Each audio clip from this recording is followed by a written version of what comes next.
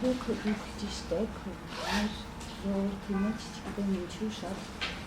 սխալ պատկերացում ենք ստանում մենք այդ տոնական օրերի հետ կապված սննդի հետ եւ իմ նպատակն է արդեն 2 տարուց ավել մենք բազմաթիվ հետազոտություններ ենք արել եւ նպատակն է մեր սովորեցնելու սննդի մշակույթը, որը ցավոք բացակայում է բնակչության 95-98%-ի մոտ։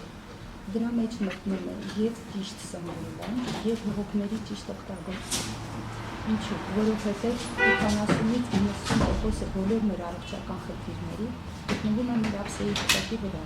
Հետևաբար մենք կարգավորելով սնունդը ձերբազատվում ենք այդ բոլոր խնդիրներից։ Մեր մոտ ինչպես է ամանորին հաստորեն այդ բոլոր ավանդական ուտելիքները, որոնք պատրաստում են, ընդունված տրադիցիոն ուտելիքները, իրենք հենց իրենցով արդեն առողջ սնունդ են, արդեն դա ճիշտ սնունդ է ինքը պարունակում։ Պարզապես բնակչությունը ճիշտ չի ընտրում համակցումը, մթերքների համակցումը սխալ են ընտրում։ Ինչպես պետք է ընտրենք։ Բոլոր այո, նույն մեր պասուստով մանհամ, ավանդական, նույն մեր հարիսան, բոլոր ճաշատեսակները եւ աղցանները իրենք շատ նպաստավոր են առողջ ապրելակերպի համար, պարզապես այդ խառնելն է շատ սխալ։ Հերթականությունը եւ մթերքների համակցումը պետք է աշխատեն ճիշտ ընտրել։ Ամենասկզբից պետք է բանջարեղենից սկսել, երբ որ նստում եք ճաշի սեղանին, կամ դա կլինի նախաճաշը կամ ճաշը, ցանկալի է որ սկսեն բանջարեղենից, քանի որ բանջարեղենը պարունակում է բջիջանք կամ աղցաններից, բանջարեղեններից պատրաստած աղցանները, որոնք նպաստում են աղեստանոքսային տրակտի լավ աշխատանքին, գործունեությանը խթանում են, որից հետո նոր անցնեն ճաշին։ Իսկ ճաշատեսակներն էլ բոլորն էլ եւ մսեղեն պարունակող ճաշատեսակները, եւ թվարների տեսակները բոլորն էլ իրենք հանդիսանում են որպես առողջ սնունդ։ Պարզապես պետք է իրենց ճիշտ օգտագործել։ Եվ երկրորդ չպետք է մոռանալ, որ գոյություն ունի 3 սպիտակ մահ։ Առաջինը դա շաքարավազն է,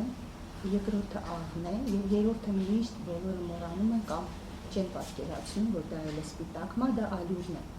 Այսինքն ցանկացած բոլոր այդ տիպի խմորից պատրաստած, թխվածքաբլիթները, հացերը, այդ 3 սպիտակ մահերը բավականին վտանգավոր են առողջության համար։ Տեսեք, դուք ասիք, որ սնվերից առաջինը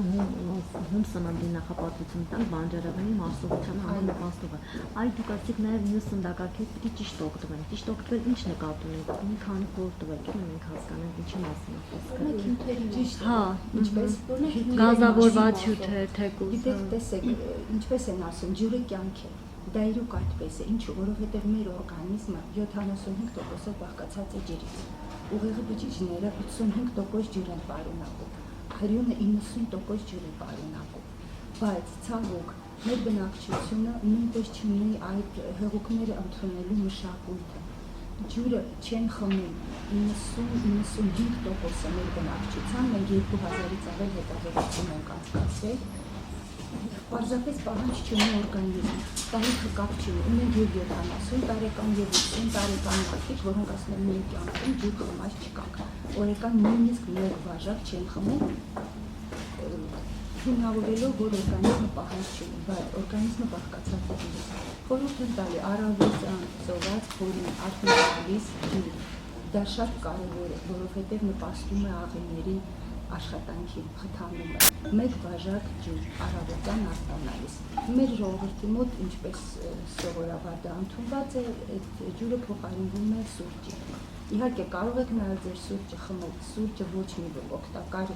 նյութ չի պարունակում օրգանիզմի համար, բայց սկզբից խմեք ջուրը, նախընտրեք սկզբից ջուրը, հետո նոր արդեն ձեր սուրճը խմեք։ Եվ սուրճը խմելուց հետո նույնպես ցանկալի է թեկուզ 2 կում ջուր օգտագործել։ Իսկ տեսեք, տոնականորեն նաև շատ է սեղաններին դվում գազավորված հեղուկները, ինչպես նաև սովորական սոկերը, արդյոք դրանք փոխարինում են ջրին, ապրու զուլալ ջրին։ Ոչ, ցավոք չեն փոխարինում եւ ես ոչ թե կատեգորիկ դեմ եմ, պարզապես երբ որ մարդիկ սկսում են ճիշտ սնվել, մենք անհատական առանձին ծրագրեր ենք մշակում օրգանիզմի առանձնահատկություններից ելնելով Եվ բնականաբար, երբ որ արդեն ճիշտ սկսում են եւ սնվել եւ հեղուկներ օգտագործել, արդեն այդ գազավորված ըմպելիքների պահանջը պակասում է։ Նույն այդ կոկա-կոլաները, բոլորը նույնիսկ մանկական հասակից շատ ընտանիքներում ընդունված է, որ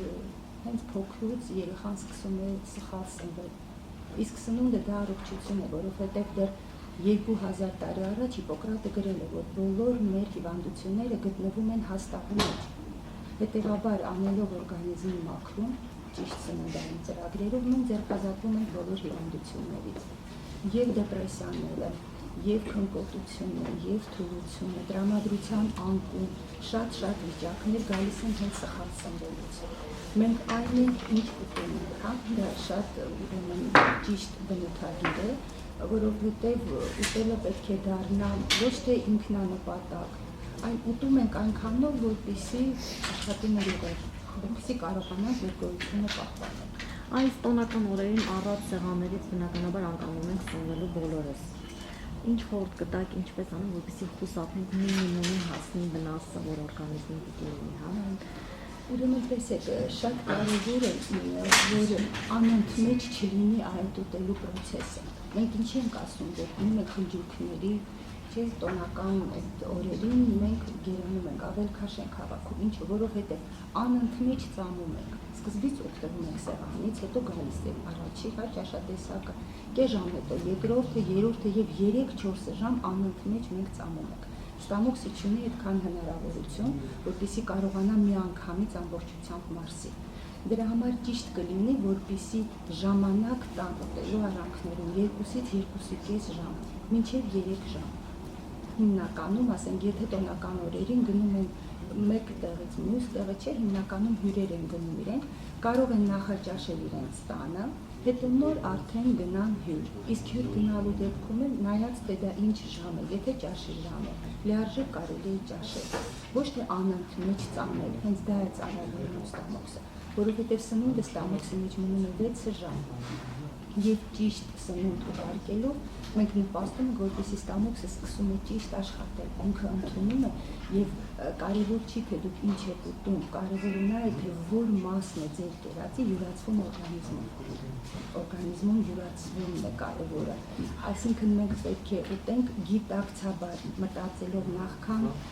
տվյալ սնունդը, տվյալ մթերքը բերանը տանելուց, պետք է մտածենք իրոք դա ստամոքսին դուր կգա, իրոք դա օրգանիզմին պետք է, օրգանիզմը պահանջում է դա թե ոչ։ Սպիտակուցներով լի սնունդը, ասեք։ Ջրի օգտագործումը օրվա ընթացքում ինչքան ջուր պետք է խմել, որպեսզի առողջանա։ Որ ասում են, որ մինչև 2 լիտր, 3 լիտր դա իրական է։ Դա միջին թիվ է, որը չի կարելի ասել, եթե մարդու քաշը 120-130 կիլոգրամ է, բնականաբար 2 լիտրը բացարձակ չի օգնի իրեն։ Եվ հիմնական, իհարկե, շատ քիչ է։ Ջրի քանակը հաշվարկվում է մարդու մարմնի զանգվածից ելնելով 0.033 այսինքն մենք քաշը բազմապատկում ենք 3-ով։ Եթե 50 կիլոանոց մարդ է, նահարիկ կազմվածք ունի, բնականաբար շատ կլինի 2 լիտր իրեն համար։ Եվ հակառակ ավելի գեր մարդկանց համար դա անհատական ծրագրեր են մշակվում եւ սովորեցնում են խմել, որովհետև մարդիկ, որոնք ընդհանրապես ջուր խմել չգիտեն, իրենք լսում են տարբեր հեռուստաալիքներով, կարդում են շատ հիմա ինտերնետում, բոլոր ասում են, կարդացել ենք, մենք գիտենք, բայց ինչի չենք կիրառում, որովհետև կարդալով դա շատ դժվար է։ Կարդալով կարող է գրած է 2 լիտր, բայց մարդը, որ ընդհանրապես նույնիսկ մեկ բաժակ չի խմել, ինքը չի պատկերացնում, ոնց կարելի է 2 լիտր խմել։ Մեր նպատակն է, իմ նպատակն է, որպես սննդի խորհրդատու, մենք սովորեցնում ենք սննդի մշակույթը, որի մեջ մտնում է հենց եւ հեղուկների օգտագործումը եւ ճիշտ սննդի օգտագործումը, այսինքն մենք պետք է տարբերակենք որն է ուտելիքը, ես խոսել եմ ասեմ, կներեք, եթե յիդա է, եւ սնունդը, որովհետեւ ճիշտ սնունդ նույնպես սխալ է ասել, որովհետեւ եթե ինքը սնունդ է, պիտանի է, ինքը արդեն օրգանիզմի համար անհրաժեշտ է։ Իսկ եթե հակառակն է, տեսեք ասում եք, որ մարդիկ կան, որ ցանկություն չունեն ջուր խմելու, բայց մարդիկ հակառակը պահանջ ունեն ջուր խմելու, դա ինչ որ հիվանդություն, ոչ հիվանդություն չի, պարզապես իրենք սխալ են խմել։ Տեսեք, կարող են մարդիկ խմել 2-3 լիտր, նույն 50-60 կիլոանոց մարդը, որի համար 2 լիտր նորմալ սահմաններում կամ 70 կիլոգրամի դեպքում, սակայն իրենք սխալ են խմել։ Հեղուկների ընդունելու հատուկ ժամ կա, երբ որ ինքը օգտակար է օրգանիզմը։ Երեկոյան խմած հեղուկը տալիս է մեզ գլխացավ, ճնշում կարող է բարձրացնել, ոչ ցանկալի երևույթներ, այտուցներ կարող է առաջացնել։ Հիմնականում ովքեր որ ջուր են խմում, իրենք խմում են երեկոյան ժամերին, որը անթույլատրելի է։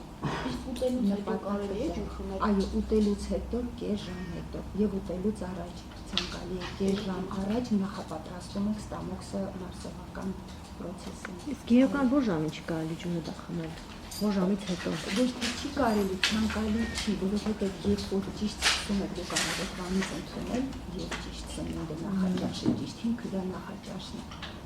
որը բացակայում է մեզ մոտ այդ մշակույթը չկա։ Երևի 90-95% բնակչության չի նախաճաշ։